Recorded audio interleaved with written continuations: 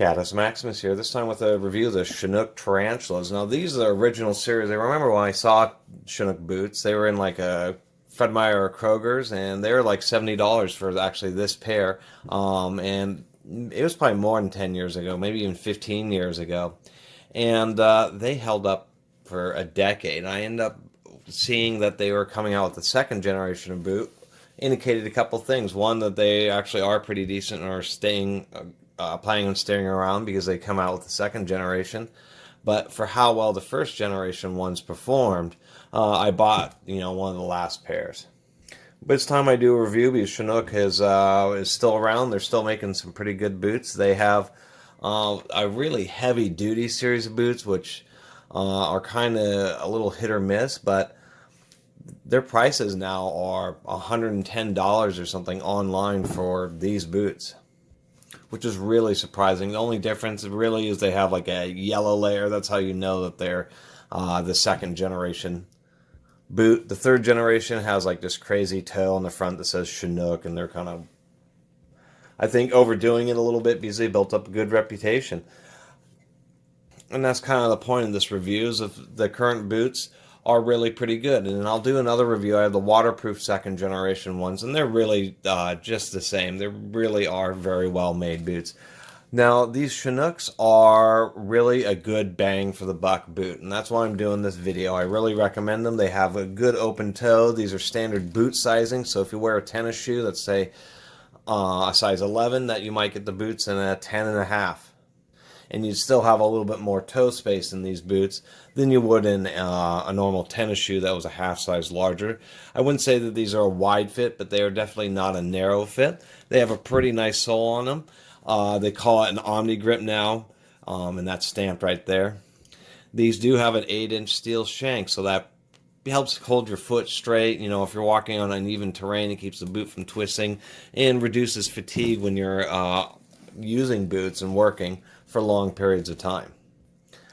They are insulated even down through here. I would say maybe 200 gram range. I'm not exactly sure how their insulation works, but these I wouldn't say are the best for summertime work boots because they're insulated and fully closed in. These, the standard Tarantulas, are not advertised as waterproof, but they are pretty good. And if you actually, wax these and properly, they provide excellent rain resistance. They have a pretty good grade of leather on them, and the ones I had, I never really took care of. Used them in construction and all sorts of stuff, and they just lasted and lasted. And the leather got pretty deeply crinkled, but it never actually split or tore open. So that's one thing I can say is really surprisingly good tanning from the factory. They have this rubber overmold. They are steel-toed. They use this one piece over the whole front section of the boot, which is something I like because you don't have any kind of seams or anything all along, like basically the main lower working area of the boot. There are no seams to catch or to split on you at all. And then they quad stitch that to the upper portion, and then much of the stitching on the upper portion is double stitching. They have this area which gives you more flex. Now, much of these types of materials here, that's a little bit of dust. This is like a vinyl fabric material with some kind of vinyl overcoat. Chinook does indeed use a premium grade because even old shoes, what ends up happening is the vinyl ends up breaking down. It's really terrible. And the ones I had where I had basically wore them out, the vinyl had finally kind of flaked off, but it's the whole back of the boot still held up. But one point I'm making here is just sitting in storage, the vinyl this is a high grade material because it's just like they were new in the box. And I've actually had these for 8 years or something. I've explored other boots and so just haven't worn them. But, when you have a favorite pair of boots, you buy a second pair and then you wait until the day that you wear your second pair of favorite boots. Other things I did like about these Chinook Tarantulas, and these are the same on the new ones, is nice heavy-duty lace. They do have an eyelet at the top, which I appreciate because you can loosen the laces, but they just don't all fall down and get everywhere. They do use D-ring type eyelets, so they offer a lot of space. It's all steel and riveted, so that the laces can really be unlaced and relaced very quickly, kind of like a military-style quick-lace boot. All the laces are really easily and freely able to go through the eyelet, so they can tighten them up quickly, and then regular eyes right at the top just to keep the laces under control. And of course, they have a secondary layer over the tongue to help protect the, I think that's called your metatarsal. I believe that's what that area of your foot is called.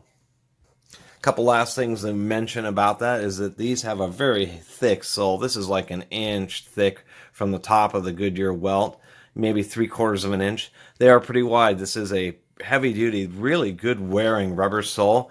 And then they include a softer urethane foam right under the ball of your foot and under the heel. That actually worked out pretty well. These boots do break in and were pretty comfortable for me.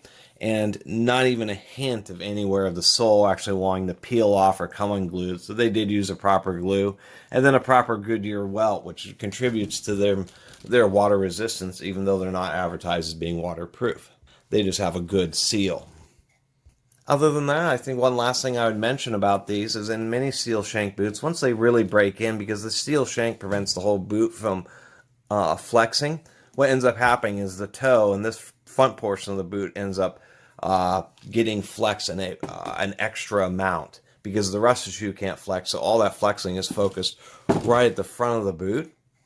And I've had boots where either the steel toe is just, it's not adjusted right or measured right, where when you're on your toes on a well-worn boot, the top of the steel toe bends over and cuts into the top of your actual toes.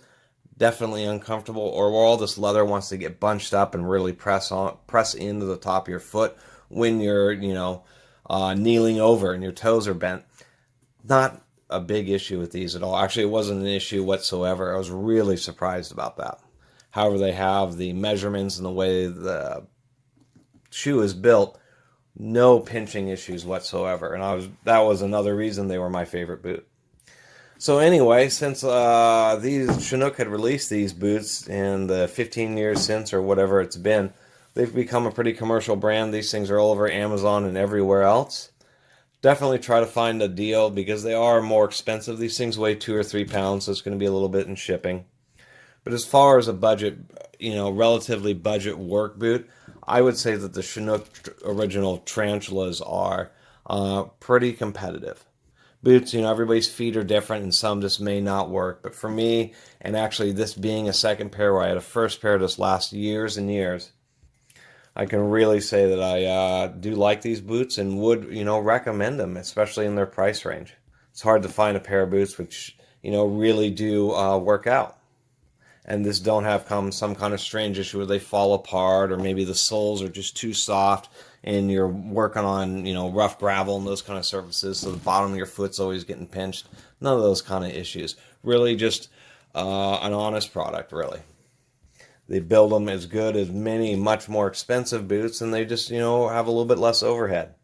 And I even believe this company is based in Oregon, so there you go. Actually, I think the state of Oregon, I was reading about Westco boots. So there's a few different footwear in Keene. And I guess Nike, kind of weird. Oregon actually has a lot of footwear manufacturers when you come to think of it. Anyway, I've been wanting to make a video about these for a while. I really appreciate everybody watching and subscribing. And if you haven't subscribed, please do. Until next time, Catus Maximus out.